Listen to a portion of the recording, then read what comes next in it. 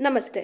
ನಾವಿವತ್ತು ಸಂಸ್ಕೃತದಲ್ಲಿ ಸಮಯವನ್ನ ಹೇಗೆ ಹೇಳೋದು ಅನ್ನೋದನ್ನ ನೋಡೋಣ. 12 ಗಂಟೆ ದ್ವಾದಶ ವಾದನಂ, 1 ಗಂಟೆ ಏಕವಾದನಂ, 2 ಗಂಟೆ ದ್ವಿವಾದನಂ, ಹೀಗೆ 3 ಗಂಟೆ ತ್ರಿವಾದನಂ, 4 ಗಂಟೆ ಚತುರ್ವಾದನಂ, ಪಂಚವಾದನಂ, ಷಡ್ವಾದನಂ, ಸಪ್ತವಾದನಂ, ಅಷ್ಟವಾದನಂ, ನವವಾದನಂ, ದಶವಾದನಂ, ಏಕಾದಶವಾದನಂ, ದ್ವಾದಶವಾದನಂ.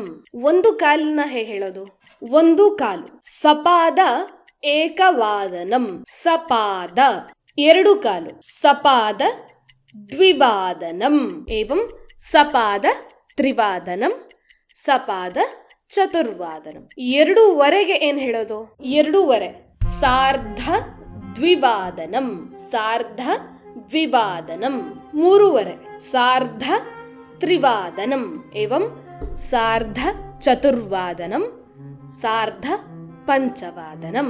3:15 4:15 ಪಾದೋನ ಪಂಚವಾದನಂ, ಪಾದೋನ ಪಂಚವಾದನಂ, ಪಾದ ಊನ ಪಂಚವಾದನಂ. ಅಂದ್ರೆ ಇನ್ನು 5 ಗಂಟೆಗೆ 1/4 ಗಂಟೆ ಬಾಕಿ ಇದೆ.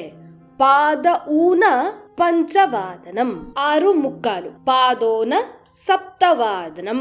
ಹಾಗಾದ್ರೆ ನಾವು ಸಮಯವನ್ನ ಹೇಳೋದನ್ನ ಕಲ್ತ್ವಿ. 12:15 ಏನ್ ಹೇಳ್ತಾರೆ? 3:15 ಏನ್ ಹೇಳ್ತಾರೆ? ಕಾಮೆಂಟ್ ಮಾಡಿ ತಿಳಿಸಿ. ಧನ್ಯವಾದ.